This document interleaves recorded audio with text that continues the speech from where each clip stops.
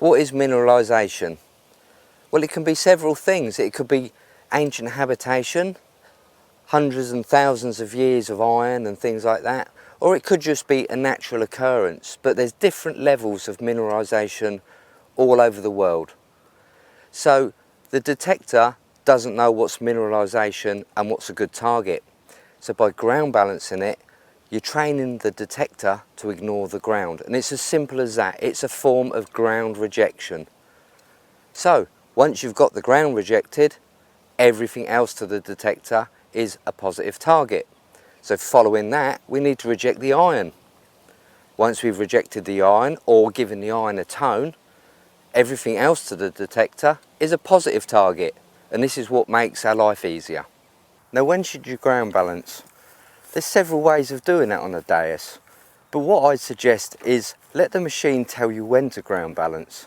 If you've got the dais full, you will see the mineralisation strength meter on the right of the machine. It's a section of blocks. Now, if them blocks go quite high, above 4, you've got quite high minerals in your soil. Then ground balance the machine. If the blocks don't go any higher than 1 or 2, you've got pretty neutral soil. So just leave it on the preset 87 to 90 and that'll be fine. As you're detecting, you'll see 2 numbers in the right hand side of the screen. The bottom number is your ground balance setting. The number above that is the suggested setting. That's your actual ground number. So I'm using a factory preset of 90 at the moment, but the number above it is 86. So it's telling me the ground balance is 86. So if I wanted to get some more performance out of my machine, I could drop it down manually to 86 and just get a little bit more out of it. But personally, I like to use 90 because it suits 99% of the ground conditions here in the UK. Now, those comfortable with the dais would get more performance by entering the ground balance menu and adjusting it up and down using their ears. There's another way of doing it as well. There's the pumping feature, where you access the pumping through the GB menu, follow the on-screen instructions and pump the coil up and down, and then you've got a snapshot of exactly what's under the coil. And then there's tracking. This is where the dais constantly tracks the ground as you're detecting. So it's making fine changes all the time. But that's an expert setting. I stick with a 90 preset ground balance most of the time because it deals for most of the soil. So if you're new to the dais and you just want an easy life, stick with a 90. For this experiment, we're going to demonstrate the difference in performance a correct ground balance can make. Now what we're going to do, we're going to bury a reasonably high conductive target. It's a Victorian halfpenny. First of all, we're going to go over it in the standard preset setting, and then we're going to ground balance to the soil and see if we get any better performance.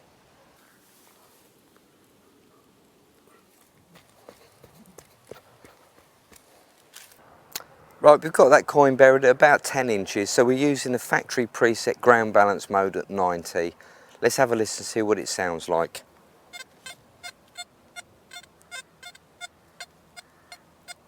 Just on the fringe of the depth. That's pretty good though, quite impressive. But we may be able to squeeze a little bit more performance out of it by manually ground balancing it. So this is what we do. We enter the ground balance, manual, using the minus keys. We're dropping it down. We want to drop it down until we start to hear the ground while we're pumping, and then we just raise it up a little bit. That's the ground. That's an incorrect ground balance. An ideal position is so it's just on the point of having eliminated that noise.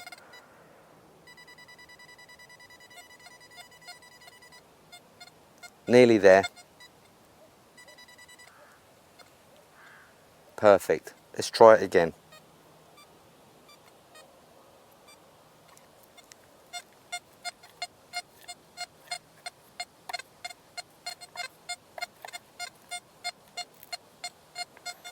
So using a manual ground balance will give you a slight performance advantage. It's nothing major, it's just to get the very last bit out of your XP dais. Personally, I like to stick on factory presets for most of my searching, as I said earlier, but that's just for the experienced user. Pay attention when adjusting the ground balance manually. It's okay to go below the factory presets of 90, but don't go above it, because if you go above it, you may make the machine quieter in certain circumstances, but you will lose big silver. I mean, big silver what registers around 90 to 95 on the screen. So if you go above plus 90 on the ground balance, you will put them targets into the reject range. If you're using pumping, which is a feature on the Deus, you pump the coil and it automatically ground balances. If you get the words GB fail come up, it's quite possible that there isn't enough minerals in your soil to activate the circuitry. So just leave it on the presets and you'll be absolutely fine. Discrimination levels. The factory presets are pretty good at dealing with most iron.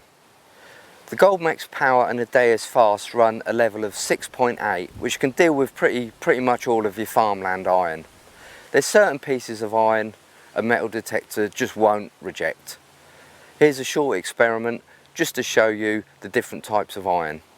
We've got a large nail, a small nail, and quite a large heavy chunk of iron. The Deus on factory preset levels will deal with these pieces of iron without any problem. The real skill is identifying the odd shaped iron. Here's what we're going to do. The small nail, you get the low tone, which is perfect. The big nail, once again the low tone, no problem at all. But the square chunk of iron, you're getting the two tones coming through. What I do to identify the big iron is wiggle over the top of it with the coil and slowly move back, and then as you're coming off the target you'll get the buzz.